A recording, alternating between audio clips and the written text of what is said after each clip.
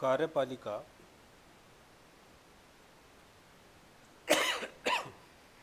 मैं Kaushal Kumar Sen, assistant professor political science, Babu Shobharam, government arts college Alwar. इससे पहले के अंक में हम शासन के अंगों के अंतर्गत व्यवस्थापिका का अध्ययन कर चुके हैं। अब हम शासन के दूसरे अंग कार्यपालिका तथा उसके कार्यों का आधुनिक दृष्टिकोण के विशेष संदर्भ में अध्ययन करेंगे।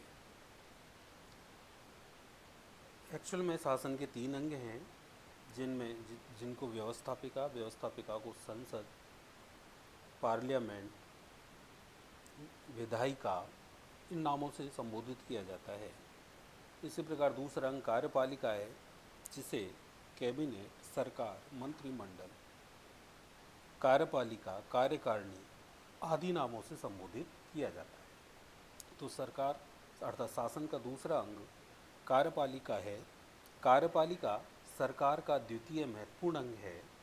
यह राज्य के प्रशासन का संचालन करती है और इस प्रकार व्यवस्थापिका द्वारा व्यक्त सामान्य इच्छा को मूर्त रूप प्रदान करती है। अर्थात सामान्य इच्छा से यहाँ तात्पर्य व्यवस्थापिका द्वारा निर्मित नीतियों, कानूनों को यहाँ सामान्य इच्छा से संबोधित किया गया है, जिनको व्यवस्थापिका बनाती है और उनको मूर्त रूप अर्थात जनता पे लागू करने का कार्य कार्यपालिका करती है। व्यापक अर्थ में कार्यपालिका राजनीतिक पदाधिकारी तथा स्थायी सार्वजनिक कर्मचारी वर्ग से मिलकर बनती है। अर्थात कार्यपालिका 2 प्रकार की होती है, एक राजनीतिक कार्यपालिका और दूसरी होती है स्थायी कार्यपालिका।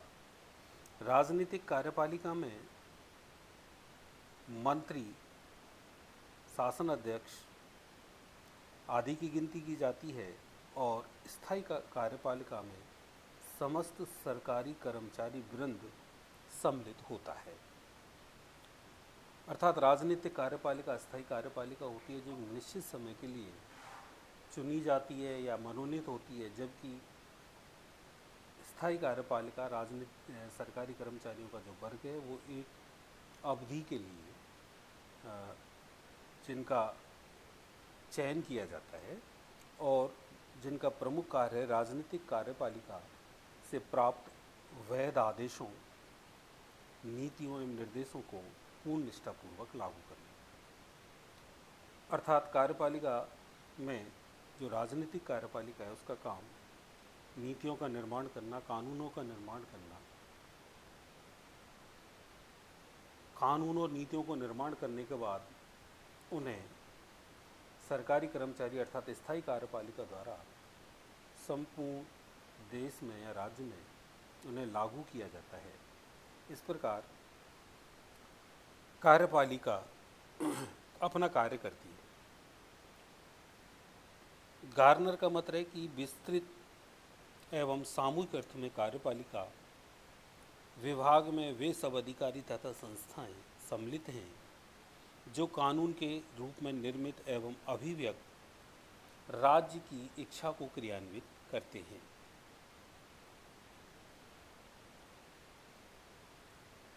अब है कार्यपालिका के प्रकार।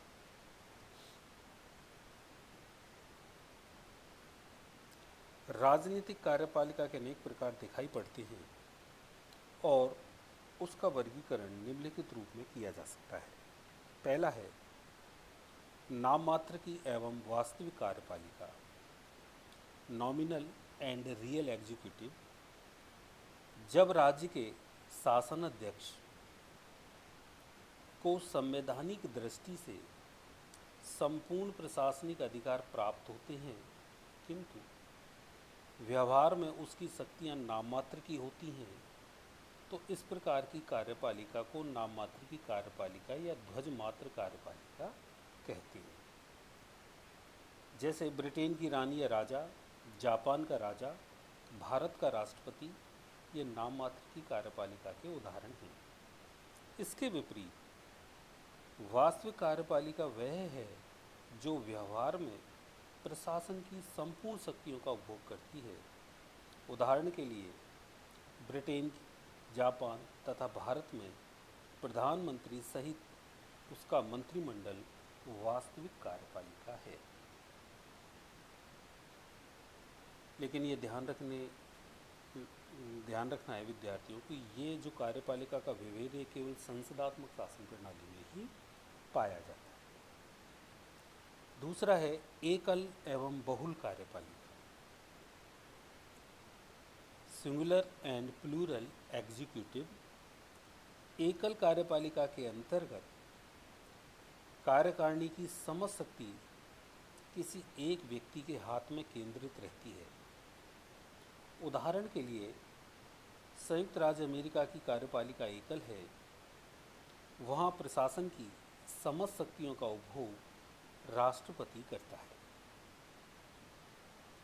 संसदीय प्रणाली में मंत्रिमंडल अनेक सदस्यों मिलकर बनता है और ये सदस्य परस्पर समान माने जाते हैं।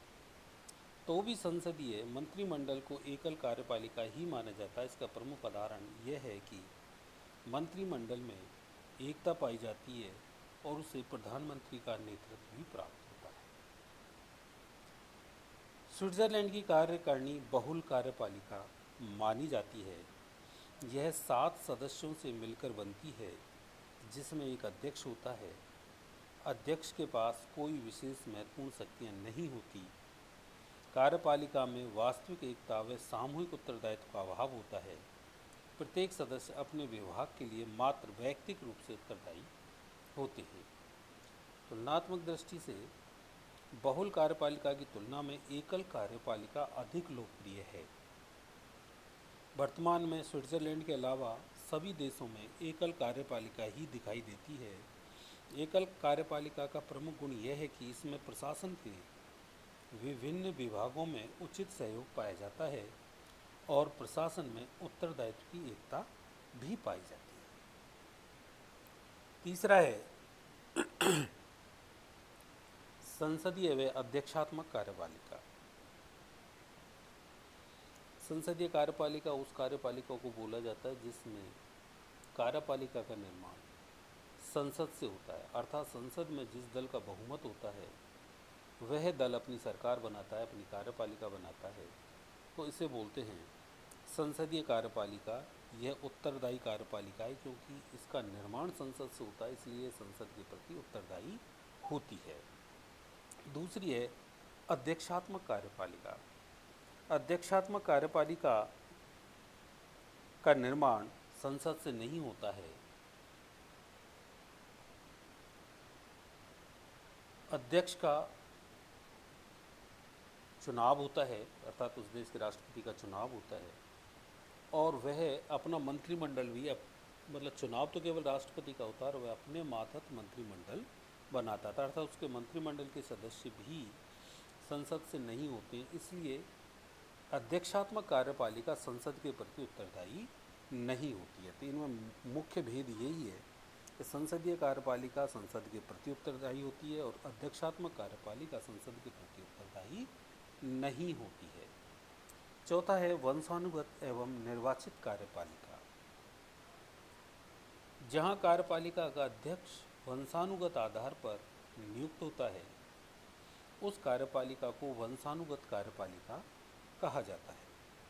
इस प्रकार की कार्यपालिका राजतंत्र में पाई जाती है। वंशानुगत कार्यपालिका इंग्लैंड, जापान, जॉर्डन आदि देशों में दिखाई पड़ती है।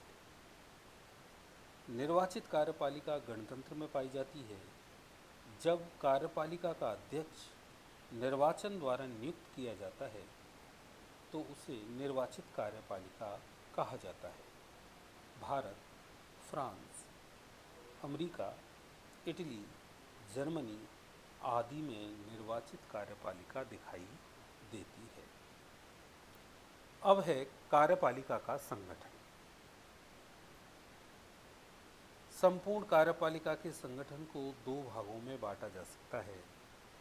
पहला राजनीतिक कार्यपालिका और दूसरी स्थायी कार्यपालिका। पुनः राजनीतिक कार्यपालिका किसी देश में राजनीतिक कार्यपालिका उस देश के राष्ट्राध्यक्ष एवं मंत्रिमंडल द्वारा बनी होती है। राजनीतिक कार्यपालिका के संगठन की दृष्टि से निम्नलिखित तथ्यों का अध्ययन किया जाता है। पहला, कार्यपालिका के चयन की पद्धति, और दूसरा है पद की अवधि एवं पुनर्नियुक्ति। कार्यपालिका के चयन की पद्धतियाँ विभिन्न देशों में राजनीतिक कार्यपालिका अथवा मुख्य कार्यपालिका की नियुक्ति, निर्वाचन या चयन की प्रमुख पद्धतियाँ निम्नलिखित हैं। पहला, आनुवांशिक या पैतृक पद्धति। राजतंत्रीय शासन प्रणाली में राष्ट्राध्यक्ष मुख्य कार्यपालिका की नियुक्ति वंशानुगत आधार पर होती है।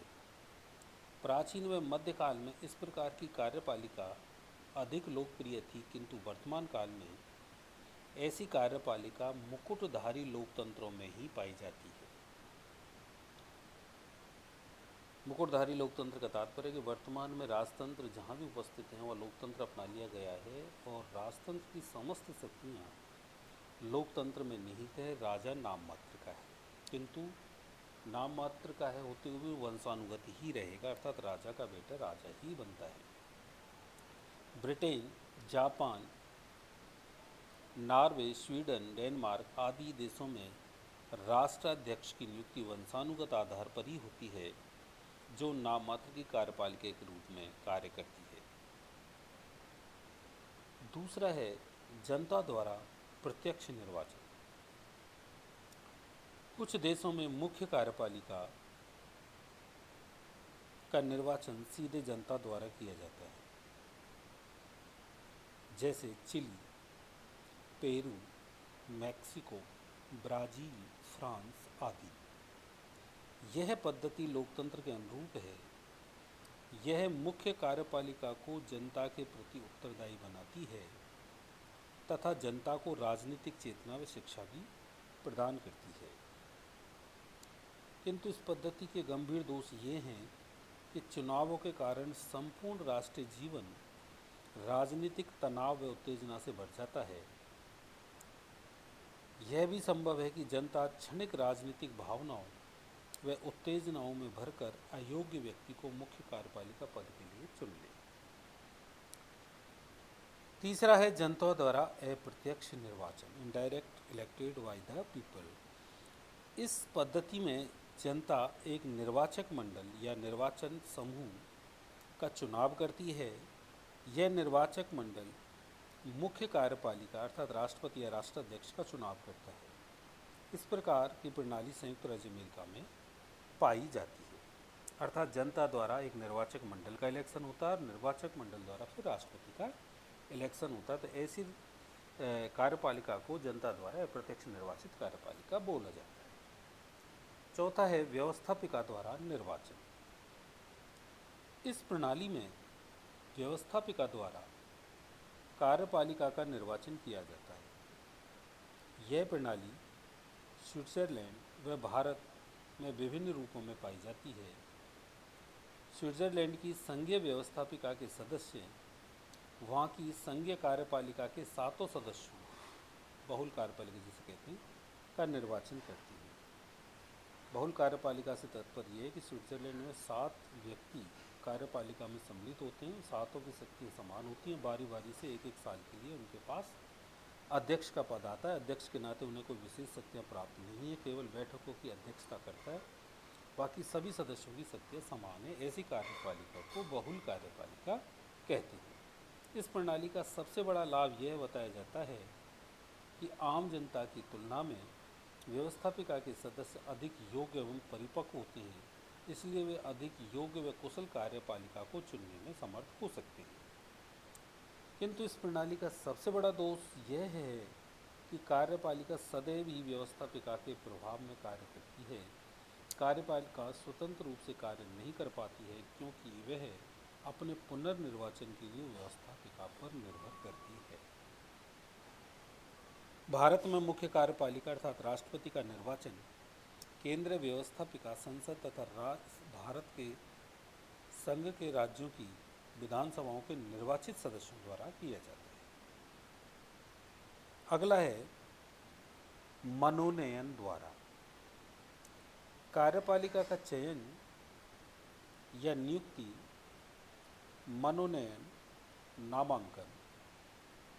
मनोनयन को नामांकन बोला जाता है द्वारा भी की जाती है। पराधीन भारत में गवर्नर जनरल की नियुक्ति मुख्य कार्यपालिका के रूप में साम्राज्यवादी ब्रिटेन द्वारा की जाती थी। आधुनिक काल में कनाडा, ऑस्ट्रेलिया व न्यूजीलैंड में गवर्नर जनरल की नियुक्ति ब्रिटेन द्वारा की जाती है। स्वतंत्र भारत के संविधान के अनुसार राष्ट्रपति राज्यों के राज्यपालों की नियुक्ति करता है। इस प्रणाली में कार्यपालिका के अधिकारी की नियुक्ति सोच समझकर की जाती है, अतः योग्य व्यक्तियों की नियुक्ति संभव होती है। किंतु इस प्रणाली की आलोचना इस आधार पर की जाती है कि ऐसी नियुक्तियों में राजनीतिक पक्षपात किया जा सकता है। तो यह है राजनीतिक कार्यपालिका के चयन की पद्धतियाँ। दूसरा है पद की अवधि एवं पुनर्निर्वाचन। टर्म ऑफ द ऑफिस, पद की अवधि।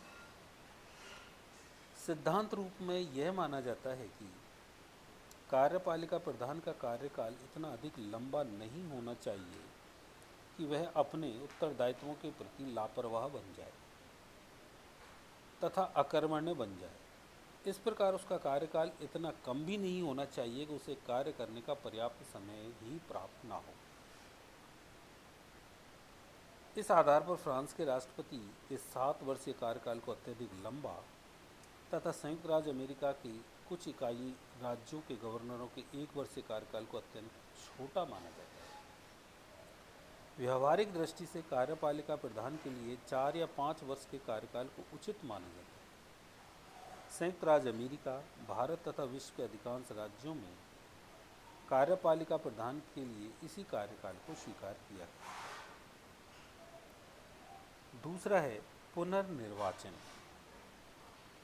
कुछ विद्वानों का मत है कि कार्यपालिका प्रधान की नियुक्ति, पुनर्नियुक्ति या पुनर्निर्वाचन उचित नहीं है, क्योंकि इससे कार्यपालिका प्रधान के कार्यकाल की कुल अवधि अत्यधिक लंबी हो जाती है और उसे निरंकुश एवं अनुत्तरदायी बनने का अवसर दे सकती है। किंतु पुनर्नियुक्ति या पुनर्निर्वाचन के समर्थकों का मत है कि यह व्यवस्था लाभपूर्ण एवं उपयोगी है। इससे राष्ट्र को कुशल व अनुभवी कार्यपालिका मिलती है। इस प्रकार ये पद की अवधि एवं पुनर्निर्वाचन कार्यपालिका की दूसरी पद्धति है। अब है कार्यपालिका के कार्य।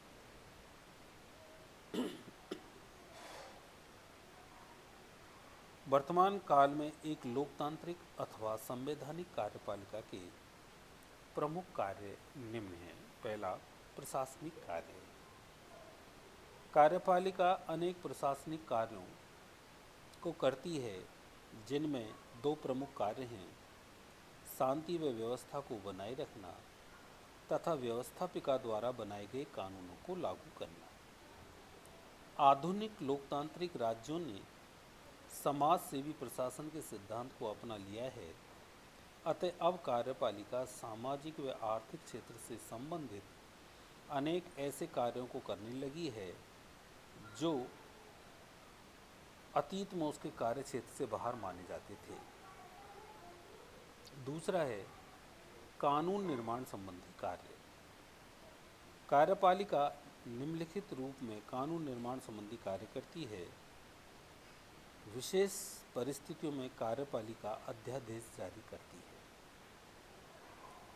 जब संसद का सत्र नहीं चल रहा होता है और कानून बनाने की आवश्यकता होती है, तो उस समय देश का प्रधान, कार्यपालिका प्रधान एक अध्यादेश जारी करता है जो उस संसद के विश्रांति काल में कानून के रूप में कार्य करता है। दूसरा है कार्यपालिका प्रदत्त व्यवस्थापन की प्रणाली के अंतर्गत नियम एवं उपनियम बनाती है। इस प्रणाली के अंतर्गत व्यवस्थापिका द्वारा कानून का मोटे रूप में निर्माण कर दिया जाता है और उसमें बारीकियों मतलब नियम और उपनियम बनाने का काम कार्यपालिका पर छोड़ दिया जाता है।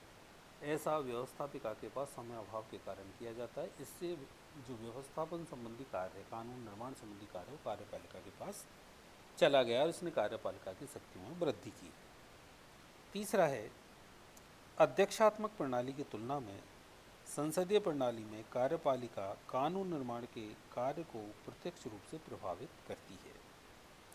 संसदीय प्रणाली में व्यवस्थापिका में कार्यपालिका का बहुमत होता है और वह अपनी आवश्यकता अनुसार कानून बनवाने में सफल हो जाती है। तीसरा है, न्यायपालिका संबंधी कार्य। कार्यपालिका न्यायपालिका से संबंधित कार्यों को इस प्रकार करती है। पहला, देश के सर्वोच्च एवं उच्च न्यायालयों के न्यायाधीशों की नियुक्ति कार्यपालिका के अध्यक्ष द्वारा की जाती है। दूसरा, कार्यपालिका का प्रधान क्षमादान की शक्ति रखता है। वह न्यायालय द्वारा दंडित व्यक्ति की सजा को कम कर सकता है अथवा समाप्त कर सकता है। तीसरा, वर्तमान काल में कार्यपालिका के विभिन्न विभाग अर्ध न्यायिक शक्तियों का उपभोग भी करते हैं। कार्यपालिका द्वारा ऐसे न्यायिक अधिकरणों की स्थापना की जाती है जो प्रशासनिक न्यायालय के रूप में कार्य करते हैं। इन न्यायिक अधिकरणों में सरकारी कर्मचारियों के विवादों का निर्णय किया जाता है। चौथा है, वित्तीय कार्य। कार्यपालिका का प्रधान कार्यपालिका द्वारा देश का वार्षिक बजट तैयार किया जाता है और उसे व्यवस्थापिका की स्वीकृति के लिए प्रस्तुत किया जाता है। अगला है, वैदेशिक संबंधों के संचालन का कार्य। कार्यपालिका का प्रधान विदेशों में अपने देश के राजदूतों की नियुक्ति करता है और विदेश से अपने राज्य में आने वाले राजदूतों का स्वागत करता है।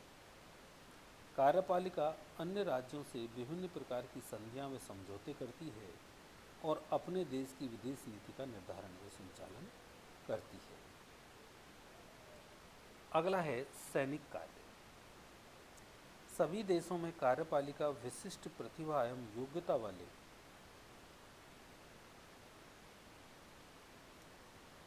सैनिक कार्यों के अंतर्गत है कि जब कोई बाह्य आक्रमण देश पर होता है तो उस समय देश की रक्षा करना कार्यपालिका का प्रमुख कार्य है और इस कार्य को करने के लिए कार्यपालिका स्थल, वायु एवं जल सेनाओं का नियंत्रण करती है। कार्यपालिका का अध्यक्ष इन तीनों सेनाओं का प्रधान सेनापति भी होता है और ज़रूरत पड़ने पर वह देश की रक्षा हेतु सेनाओं को आवश्यक कदम उठाने के निर्देश देता है। अन्य कार्य। कार्यपालिका विशिष्ट प्रतिभा एवं योग्यता वाले व्यक्तियों को विभिन्न अलंकारों, उपाधियों से सम्मानित करती है और राष्ट्र की विशिष्ट सेवा करने वाले नागरिकों को पेंशन आदि देकर उनकी आर्थिक सहायता करती है। कार्यपालिका विदेशी नागरिकों को नागरिकता का अधिकार प्रदान करने का भी कार्य करती है। अब है कार्यपालिका व व्यवस्थापिका में पारस्परिक संबंध। पहला है, संसदात्मक व्यवस्थापिका में दोनों का संबंध। संसदात्मक शासन प्रणाली में कार्यपालिका और व्यवस्थापिका में घनिष्ठ संबंध पाया जाता है। संसदात्मक लोकतंत्र में व्यवस्थापिका के प्रथम सदन, जैसे लोकप्रिय सदन में जिस दल का बहुमत होता है वही कार्यपालिका अर्थात मंत्रिमंडल का निर्माण करता है। संसदात्मक लोकतंत्र में कार्यपालिका अर्थात मंत्रिमंडल के सभी 10 सदस्य अनिवार्य रूप से व्यवस्थापिका के दोनों सदनों में से किसी एक के सदस्य होते हैं। यदि किसी ऐसे व्यक्ति को मंत्री पद पर नियुक्त किया जाता है जो व्यवस्थापिका का सदस्य नहीं है तो उसे निश्चित अवधि प्राय 6 माह के अंदर चुनाव लड़कर व्यवस्थापिका के किसी एक सदन का सदस्य होना पड़ता है, अन्यथा उसे मंत्री पद से त्यागपत्र देना होगा।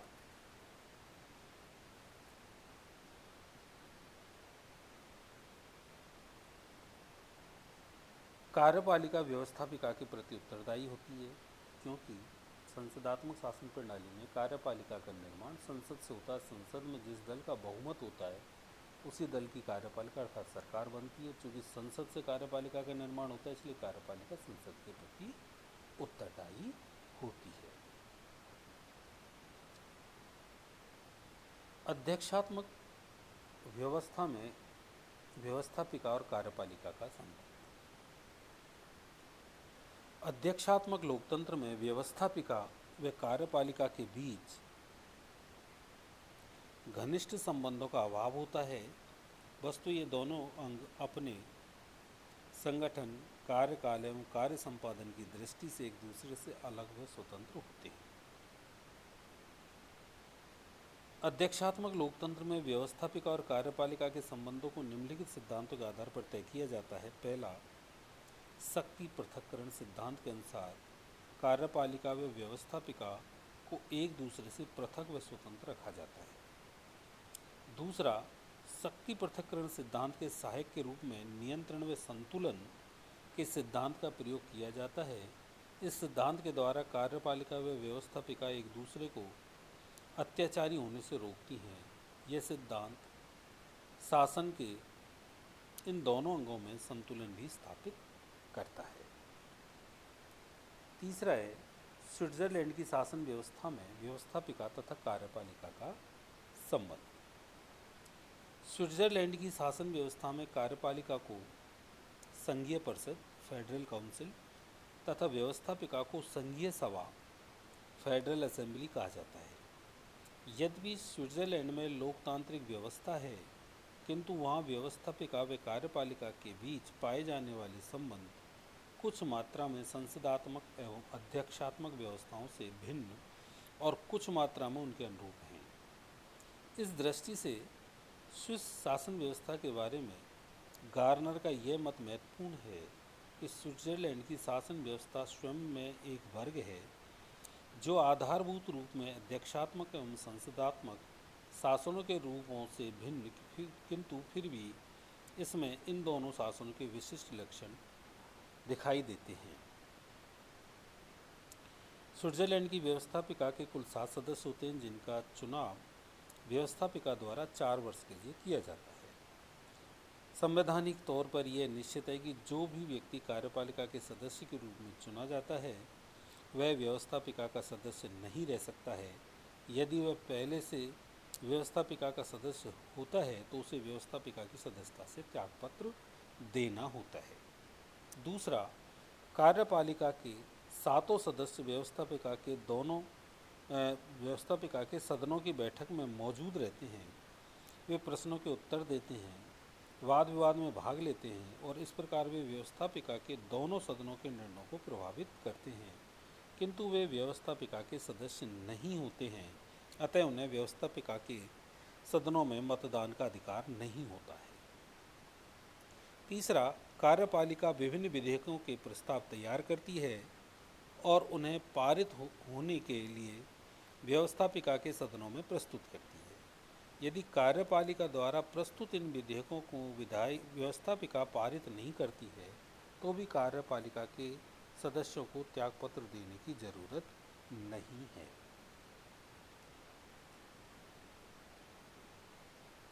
कार्यपालिका की शक्तियों में वृद्धि के कारण आज कार्यपालिका की शक्तियाँ बहुत अधिक बढ़ गई। इसका कारण यह है कि दलीय पद्धति का प्रभाव अर्थात व्यवस्थापिका के सदस्य दलों के प्रतिनिधि बन गए हैं।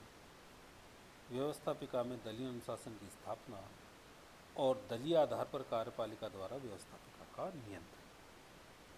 दूसरा है सरकारी विधेयकों की संख्या में वृद्धि। तीसरा, कार्यपालिका द्वारा प्रदत्त व्यवस्थापन का प्रयोग।